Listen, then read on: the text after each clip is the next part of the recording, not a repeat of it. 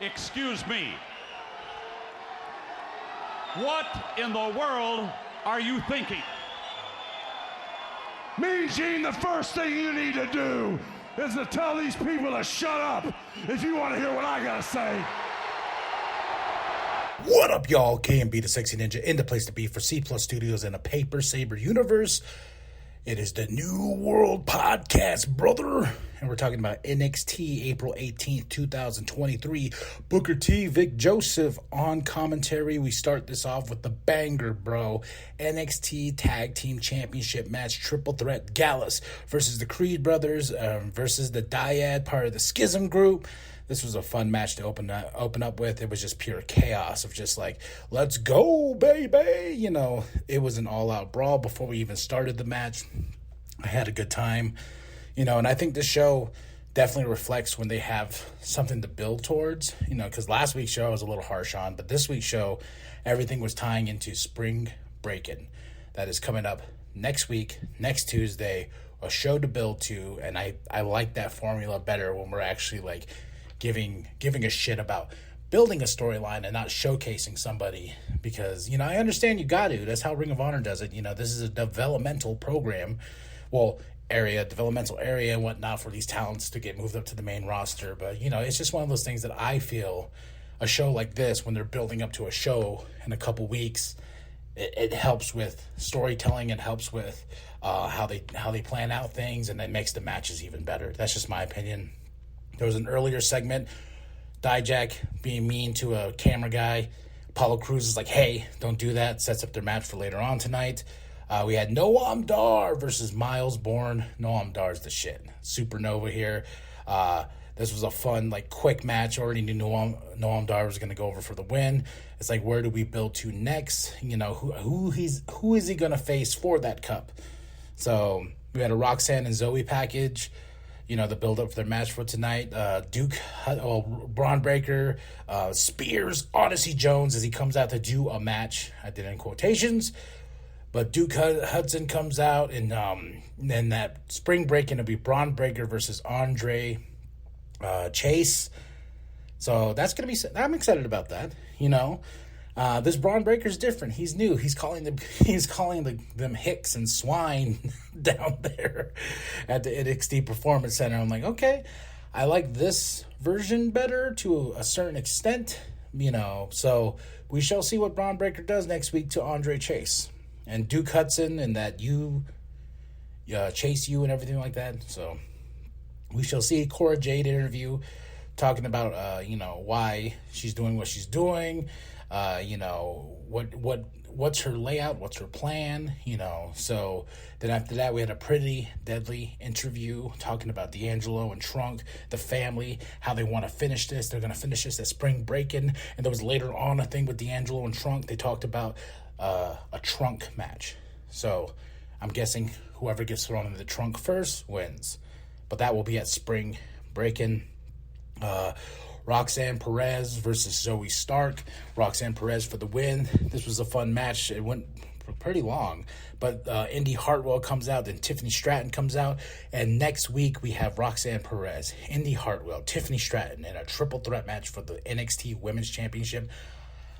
I am very excited about this match. Very, very excited, because I do like Roxanne Perez. I do like Indy Hartwell. Tiffany, she's still growing on me, but this is going to be a big match next week.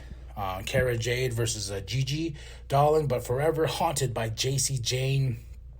Cora Jade for the win.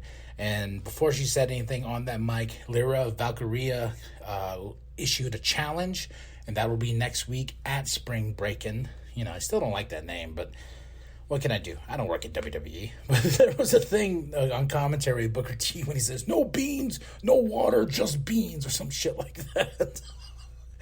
I don't know, man. I love Booker T on commentary, though. So we got that with Cora Jade and Lyra. Apollo Crews versus Dijak. Dijak being a beast. Dijak going over, as he should. Apollo, great opponent, great match. Dijak was going to attack Apollo after the match, after he won, but Dragunov attacks, and I love me some Dragunov. I've been digging deep on this guy, and he's just a pure freaking talent. JC Jane promo backstage, talking about why she's haunting Gigi and everything like that, bringing up Paz, making it personal. So more on that. We had Wagner and Stone backstage, and Wagner convinces Stone and rejoin him, but I was like, then what was the point of last week's match when you lost the match and Mr. Stone had to leave?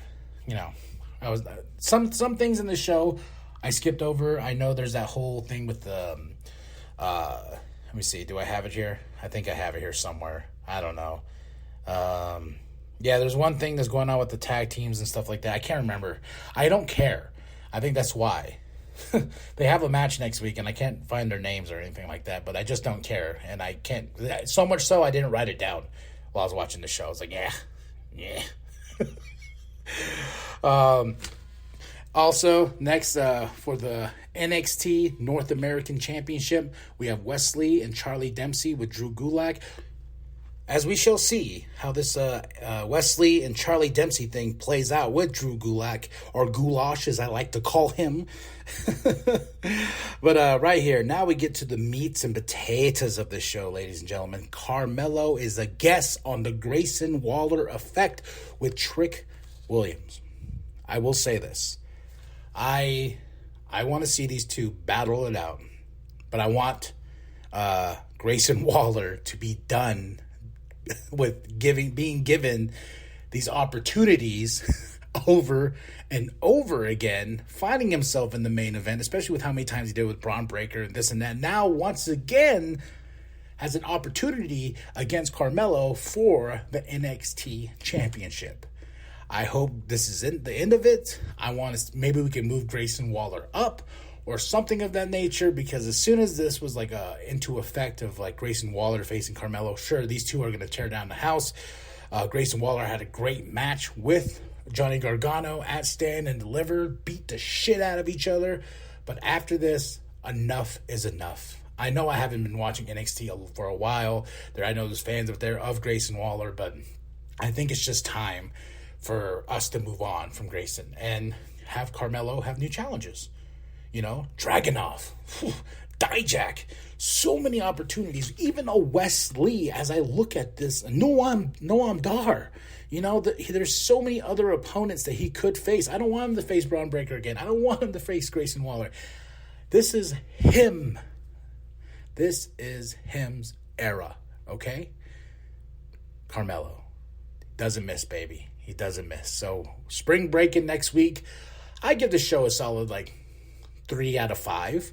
It definitely was more on point than it was last week. Last week, like I said, it was just one of those jumbled things of do I care? Do I not care? Blah, blah, blah, blah. But this week, I cared. I cared enough to be okay, I want to see what's going to happen at spring breaking next week. Then we have the next pay-per-view Battleground for NXT that we're going to be building up to. So who's going to be Carmelo's next opponent? And I think that next opponent will be at spring breaking next week. So 3 out of 5. Tell me what you thought of the show. Hit that like, hit that subscribe, share it with your grandma, share it with your grandpa, share it with the bum down at Walmart, and go get yourself some New World Podcast merch from our TeePublic store, designed, created by Penta X. Check out his music.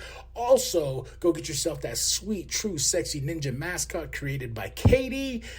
Anything and everything helps, so go check it out right now. Thank you so much, ladies and gentlemen. I am KMB the Sexy Ninja, and remember, too sweet me, brother, too sweet me. The New World Podcast is for life, brother. Does that hurt? That's what happens when you get in my way.